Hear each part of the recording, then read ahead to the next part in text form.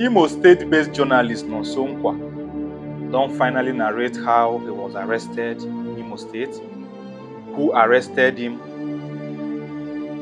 what happened during this period he was in detention, how he was released.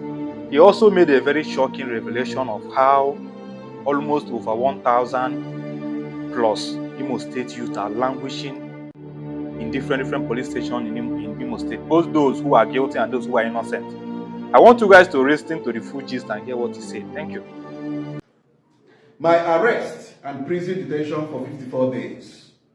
Vacation well spent. Over 1,000 Imo youths languishing and dying in prison. Tiger Base, IPOs responsible.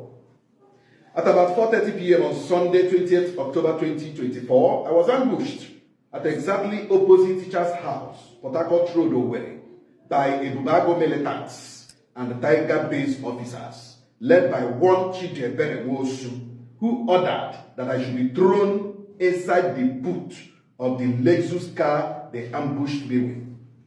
There was nothing different from kidnappers and those who arrested me. Nothing to distinguish them as security agents. However, I was taken to the state CID, locked up at the intelligence department without telling me why I was arrested. On Monday, being the 21st October 2024, at about 11:14 a.m., I was brought out by two Tiger Base operatives, namely Innocent and Philip. The one named Innocent was the IPO who presented 3 petitions to me. The first petition was the accusation of arson written by a faceless organization whose grammatical sequencing could best be described as cut and join, lacking in substance and merit, poorly constructed. The faceless writer never made any reference to the TVC news where Nonso Nkwa quoted in his video broadcast.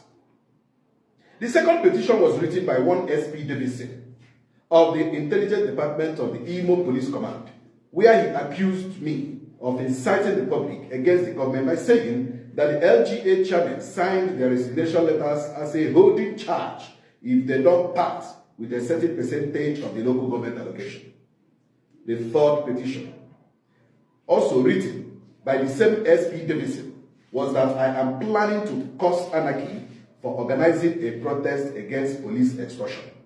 I made my statements accordingly.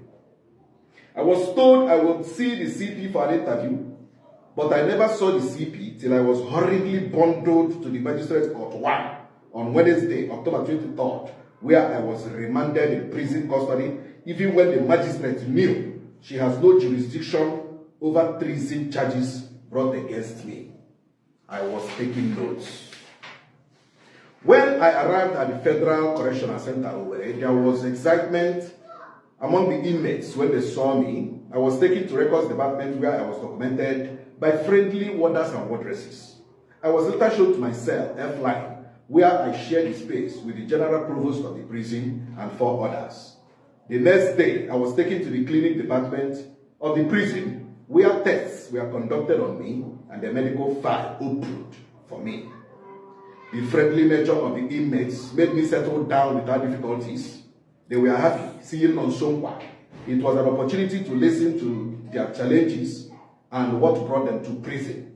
It was a lifetime opportunity to hear from those who were there during the jailbreak and what exactly happened, and those who returned after the jailbreak, and of course, their reasons for returning. Of course, there were some of them who were bundled back to prison by their people. It was worthwhile sitting and discussing with real criminals who told me they did what they were condemned for. There were those also who are innocent, yet they were sentenced and condemned. I had to peruse through the various judgment rulings of some of those sentenced or condemned, and I could see loopholes and miscarriages of justice. I told such prisoners to appeal the judgment, but the challenge remains money to hire a lawyer. Meanwhile, the number of those on awaiting trial is shocking. About 800 inmates have no access to the law court. Some have spent 2 to 10 years in prison without going to court. I took it upon myself to gather every necessary information about them for action. My project for 2025 is hugely for the welfare of prisoners and inmates, to offer help to those yet to go to court and assist those yet to meet their bail conditions. Then organize a monthly visitation for the inmates. To this end, I will form a prisoners' welfare partnership with like minds to assist the inmates on a monthly basis. By January, I shall be announcing the procedure for those interested. It will be a taboo if I fail to mention one of the ugliest parts of my experience and discovery while in prison. As a journalist and activist, I carried out a thorough investigation and discovered that half of those in prison were brought half dead by tiger base.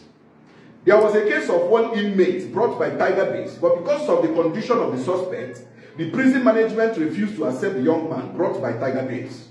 The tiger base operative who brought the half-dead young man did the most ruthless thing to the chagrin of prison management. Instead of taking the young man to hospital, the ruthless tiger base operative took a 2x2 plank and started hitting the already dying young man. It was at this point that the nurses rescued the young man, but unfortunately the young man died few weeks later in prison. I could go on and on with the atrocities being committed inside Tiger Base Owerri, but those of them who committed such atrocities will never escape justice at the appointed time. The investigating police officers, IPOs, are another problem in our justice system. Police officers who are supposed to investigate cases brought to them would rather resort to taking bribe from the highest bidder, especially the complainant. Most inmates in prison are there today because their complainants bribed their IPO. It was in prison that I learned that a police officer can add more charges to someone's original charge to make sure that the person is remanded in prison. This is so unfortunate. These categories of police officers are being investigated and shall be made public soon. I want to urge our magistrates and honorable judges to kindly apply the community service part of punishment for minor crimes like burglary, stealing, fighting, and some other civil matters. Instead of sentencing such persons to years in prison, they should resort to giving such persons community service as punishment. This is obtainable in some states in Nigeria. We can do it in Imo State. This would also help to decongest our prison and save more lives. The condition of inmates at the Federal Correctional Center Owerri is nothing to write home about. The feeding is poor, not enough drugs to go around. The situation is overwhelming, but the prison management is truly trying their best to manage the situation. It is sad that both the federal and state governments have abandoned the inmates at the Owerri prison. Some of the buildings are dilapidated and in terrible condition, especially the building serving as hall and church and the kitchen line. I urge the Attorney General and the Commissioner of Justice of Imo State to kindly step into the matter of those who are yet to access justice by facilitating their going to court, especially those brought to prison from Okigwe and all axes of the state. I want to appeal to the Governor of Imo State, Governor Hope Uzodimma, to exercise his prerogative powers on some inmates who have spent almost 16 to 21 years in prison and some very old men who are almost dying because of the frailty of old age. These set of prisoners deserve mercy. I want to appreciate my legal team led by Barrister Alex N. Williams, IBB Madugo, KC Mbekonye, Kisinga Ikoku, Barrister Chukwacha, Barrister Faith Obisike, and Chedemma Amade.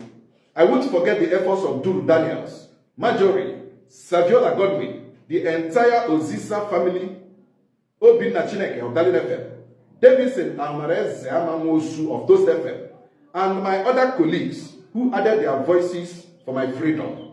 The National Human Rights Commission, International Human Rights Commission, RULAC, Amnesty International, National Youth Alliance, United Nations Human Rights Watch, Protect the Weak International Foundation. I can't mention all of you here, especially those who visited me while in prison, brought food, cash to assist me. I don't take you for granted. May God bless you all. Finally, I appreciate the entire management of the Federal Correctional Center, Owerri, the former DCP, Eke Eke, now CP Eke, the new DCP, a young visionary administrator, Auntie Sandra, Joy, Cordelia, Mommy B, Oga Kano, Polo, Ogimo, Oga Chus, Auntie Choma, and all the beautiful nurses at the Federal Correctional Center, Owerri, who took care of my health. I say thank you. All warders and wardresses, including our gallant armed forces, I can't thank you guys enough for treating me like your blood. God bless you. To the General Provost of the prison and all other provosts, General Pastor and the prison police, I appreciate you guys a lot for the physical protection you guys provided me throughout my stay with you. God will see you guys through. Amen.